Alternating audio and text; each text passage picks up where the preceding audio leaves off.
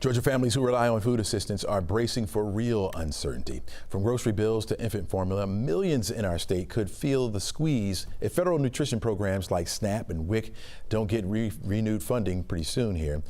Here in Georgia, 1.4 million people rely on SNAP. That's roughly 1 in every 8 residents counting on benefits to help make ends meet each month. And to that end, 230,000 women and children in Georgia rely on WIC, where limited reserves could run out or run dry in just 2 to 3 weeks if the shutdown drags on. Each year, $3 billion of federal nutrition funding flows into the state, directly supporting local grocers and family dinner tables. Here now with more is Jamie Bussel, the Senior Program Officer for the Robert Wood Johnson Foundation. Jamie, welcome to the show. Good morning. Thanks so much for having me. Absolutely. When you hear those numbers, what does that tell you about the potential rippling effect for a prolonged shutdown here?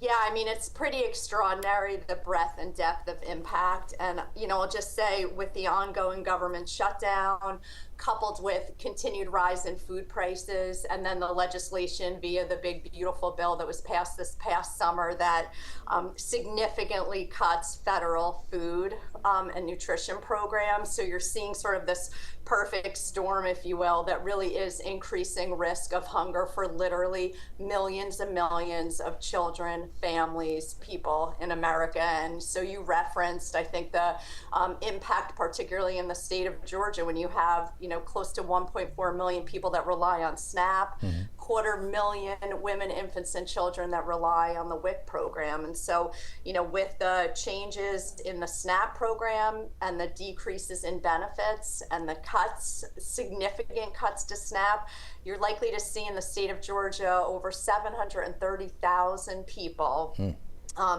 with either full loss of their SNAP benefits, or certainly like some loss of their benefits. So this is a pretty profound impact across the board. Jimmy, what are you hearing from families in particular when so much of their grocery money depends on federal stability? Yeah, I mean, families are struggling, and there's just this incredible sense of urgency here.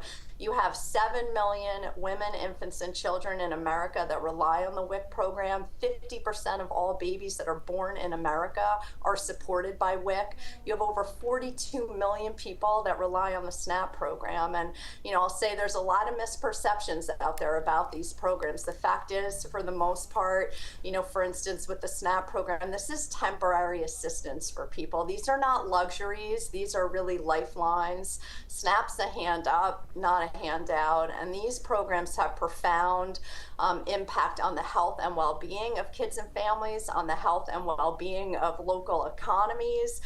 We know they shore up family stability, they decrease healthcare costs, they improve the health of kids, enabling them to stay in school and do well. And again, they support small businesses, they support farmers, and they help families stay out of poverty. So these are really powerful programs that we have in this country, and so many people are facing huge risks, increased risk in hunger and food insecurity as a consequence of decisions that have been made around cutting funding.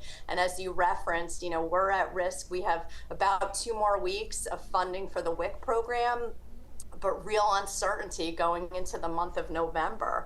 And so, if federal funding runs out, some states will be able to cover that gap for WIC. Many, many states won't. And we're already hearing about local WIC clinics needing to shut their doors, running out of funding, needing to put participants on wait lists, furloughing staff at local clinics, which is obviously causing havoc in their ability to operate optimally. Yeah. If the shutdown lasts for weeks, what's at stake for families, going forward here, and what's the best advice you can give them? I got less than a minute here for you to tell me this. Sure. Yeah. So again, my best advice is to connect with your local WIC clinics to see what's going on. There are local food banks and community-based organizations that are really important support systems, but they do not replace programs like SNAP. And so just, imploring our policymakers and our leaders leaders to come together to avoid a situation in which programs like WIC cannot serve the families that need them. And so I think families across America, we can all agree deserve better than the uncertainty that's been created by this political gridlock. Jamie Bussel, thanks so much for joining us. Really appreciate your insight today. Thanks so much. Thanks for having me. All right, take care.